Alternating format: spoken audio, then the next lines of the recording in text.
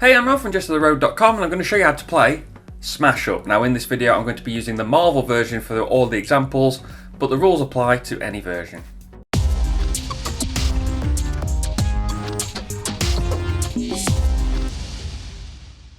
This is a game for 2 to 4 players, plays in about 60 minutes, is designed by Sean Fletcher and Paul Peterson and published by AEG. Players take 2 factions, in this case from the Marvel Universe, combine them and use them to play characters and actions to crush bases for points. The player that scores 15 points first is the winner. But first, smash that subscribe button, give me a thumbs up and leave a comment for me to marvel at. On with the video. Take the base cards with a blue back, shuffle them into a face down deck. The game comes with 8 factions, each with 20 cards. Players are going to pick 2 any way they choose and choose a start player. In the rulebook there is a formal way to do this. Choose the start player who most recently read a comic book. Then lay out 2 factions per player on the table. From the start player and going clockwise around the table, players will choose their first faction, and then starting with the last player and going in reverse turn order, players will choose their second faction. However this is done, players will have 2 20 card decks that they shuffle into one 40 card deck. Lay out a number of bases equal to 1 plus the number of players, so 4 in a 3-player game. Make sure they're well spaced out. Players draw 5 cards from their deck. If a hand doesn't contain any characters, a player may shuffle their deck and redraw a new hand of 5, but they must keep the second hand. In other versions of Smash Up, characters are called minions, so these terms are interchangeable if mixing the sets. Starting with the start player and going clockwise, players will take a turn which consists of 5 phases. Phase 1, start of turn. Activate any of your cards in play that say at the start of turn. For example, Dr. Octopus has an ongoing ability you can activate at the start of your turn that reduces the base's breakpoint. I'll explain what all that means later, just know for now that you're looking for cards that say at the start of turn that you have in play. Next is phase 2, play cards. The player can play up to 1 character and up to 1 action card from their hand.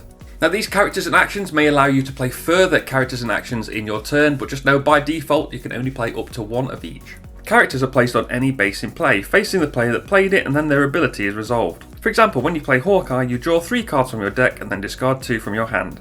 Characters have a power value at the top left. This is important when it comes to controlling bases. Most abilities on characters and actions are on play, meaning they activate when they're played, just like Hawkeye. Some have ongoing abilities that are active while their condition is met. For example, Maria Hill gains +1 power after the player plays another character to the base they are at. A talent can be activated once each round during this phase. For example, activating Hulk's talent gives them +2 power until the end of turn. Keep in mind that bases also have ability that you need to be aware of because they could affect scoring or other gameplay elements. For example, Kree Layer lets you draw a card the first time you play a character at that base each turn. Actions are simply played and resolved.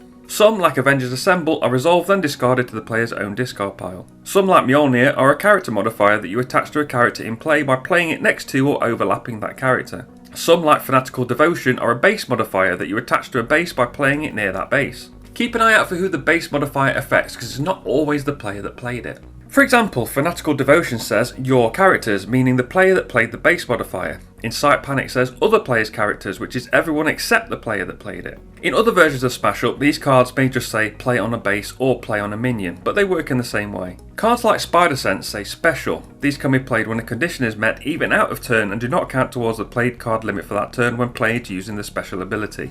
Okay, before we look at scoring bases, let's look at some boring rules and red tape. Firstly, newly played cards are activated first before any other cards they affect in play.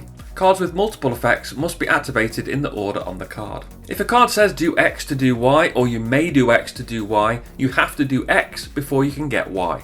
For example, looking at Maria Hill again, you must have played a character at their location for Maria to gain +1 power. If it says do X then do Y, you don't have to do X at all. A card can affect itself. For example, Red Skull can destroy one of the player's characters to draw a card. Red Skull can destroy themselves to draw a card in this way. If a card puts another card in play, the first card is paused, the second card is fully resolved, and then you resolve the rest of the first card again. Finally, if something says you can do something and something says you can't do something, can't always wins.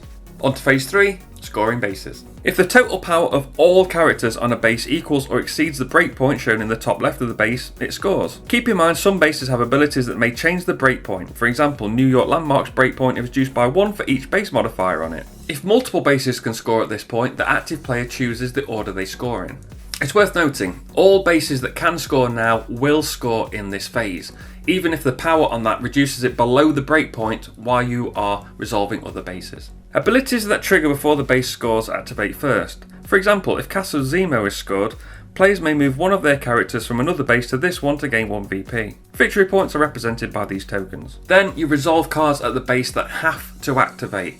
The active player chooses the order. Then in turn order, players use a may ability of a special card in hand that can be played now. For example, Miles Morales may be played at a scoring base where a player already has a character, but they get -1 power. Now players can pass, but they can play again when their turn comes around. When all players pass sequentially, this ends. Players score points for the amount of power they have on a base. The player with the most power gets the first listed number of points, second the second value, etc. To be able to score, a player must have 1 character or 1 power at a base. A character with 0 power is enough. Tied players score the higher amount and then the next amount is skipped. For example, if 2 players are tied for first, they both get the top points and the next player will score the third point total. Next, look for cards that trigger when the relevant base is scored. For example, a Portent of Doom will give a VP to the Masters of Evil faction player if they have 1 or more power on this base this is attached to. Then resolve when base scores abilities. The current player chooses the order these activate. For example, Symkaria gives 1 victory point to any player with a character at the base that didn't win it. Ties for the base ability start with the active player and go clockwise. If it doesn't make sense for multiple people to use it, then only one does. Cards on bases are then discarded to their owner's discard pile. It's important to note from many abilities that they are discarded, not destroyed. The scored base is discarded and a new one is revealed from the top of the base deck. Once all bases that can score have scored, the player will move to phase 4, where they draw 2 cards from their deck and discard down to 10 cards if needed. If a player's deck is ever empty, they shuffle the discard pile into a new deck and continue drawing. On to phase 5, end of turn effects. Simply activate any effects that trigger at the end of turn. Then check to see if a player has 15 points. If not, play continues around the table to the next player starting back at phase 1. If the player does have 15 points, then they win. If multiple players have more than 15 points, whoever has the most wins. If there is a tie for the most, then play continues with the new round until there is a clear winner. And that's how to play Smash Up. Thanks for watching. Remember to like, share and subscribe and hit the notification bell so you know when a new video goes live. You can follow me on Twitter, Insta, Twitch and YouTube at Jesta ThaRogue or find the blog at JestaThaRogue.com. I've been Rob aka Jesta ThaRogue. I'll see you soon.